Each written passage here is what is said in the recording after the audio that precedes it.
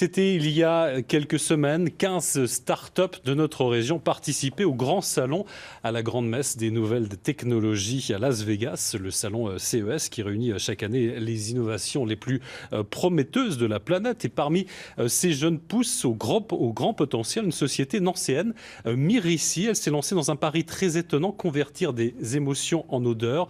Sa cofondatrice Muriel Jacot est notre invitée. Bonsoir. Expliquez-nous tout d'abord votre concept étonnant.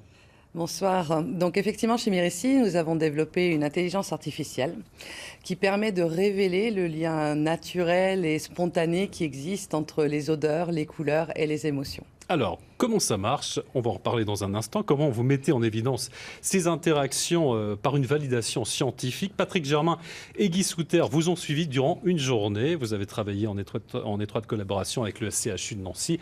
On regarde et on en reparle juste après. Dans les sous-sols du CHU de Nancy, sur la plateforme IRM, on termine une série de tests sur la relation entre les couleurs et les odeurs. On va vous envoyer des images sur l'écran. Il faudra associer une odeur mentale. Comme outil de validation des travaux, des images à résonance magnétique qui déshabillent les différentes zones du cerveau stimulées par les images envoyées au sujet. Une soixantaine de personnes ont participé à cette étude et lorsqu'on les accueille à l'IRM, on va leur demander d'imaginer, de se concentrer sur les odeurs évoquées par les images que l'on va présenter à l'écran. Les images vont être présentées au sujet, chacune pendant 5 secondes. 7 images différentes composent la série. Puis on va alterner avec des périodes dites de contrôle où l'on va utiliser cette fois des images grises. Nos sujets, on leur demande d'imaginer, de se concentrer sur l'odeur évoquée par les images qu'on leur présente. Et grâce à cet exercice, on arrive à mettre en évidence que le cerveau va utiliser des régions impliquées dans l'olfaction au moment de cet exercice. Ces travaux permettront de mieux comprendre les patients atteints d'anosmie et de faire le trait d'union avec une dimension marketing. Michel, on a terminé l'acquisition. Est-ce qu'on peut regarder ensemble les images? Oui, je fais défiler. À partir de l'imagerie médicale, on va justifier scientifiquement une application qui est plus marketing des connaissances qu'on a accumulées au cours de ces 10 années de recherche.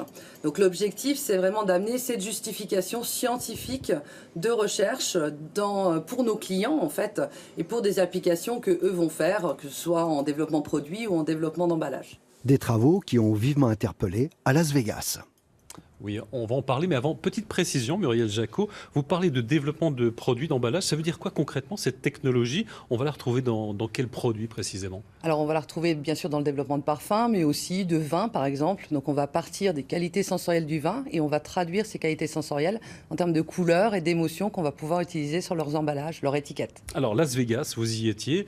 Vous avez fait partie d'une délégation conduite par la région pour être présente sur ce salon planétaire qui met en avant les nouvelles technologies. Quel bilan vous en tirez pour vous? Alors pour Myrissi, ça a été un bilan très positif puisqu'on a eu de nombreux contacts avec des professionnels, des grands comptes en fait du domaine de la parfumerie et de l'agroalimentaire et 2 contacts très intéressants qu'on va poursuivre qui vont nous permettre peut-être de réaliser notre seconde levée de fonds sur 2019. Ce qui était important pour vous, vous le dites, c'est la levée de fonds. Il vous faut de l'argent pour pouvoir vous développer. Et voilà, comme toute start-up, effectivement, le nerf de la guerre, c'est l'argent et on a besoin d'avoir cette seconde levée de fonds pour accélérer le développement puisqu'on est prêt, tout est prêt, mais on a besoin d'accélérer tout ça. Une dernière chose, vous avez lancé aussi un outil grand public, il s'agit de Myriscent, une sorte d'algorithme qui permet d'associer un parfum à un instant de vie. Alors il faut nous expliquer là aussi. Donc Myriscent est basé sur l'intelligence artificielle qu'on a développée, c'est l'outil grand public et son objectif c'était vraiment de communiquer sur ce qu'on est capable de faire. Et donc on vient de lancer d'ailleurs en exclusivité, je vous l'annonce, pour la Saint-Valentin, la possibilité d'aller chercher le parfum mixte de son couple par exemple.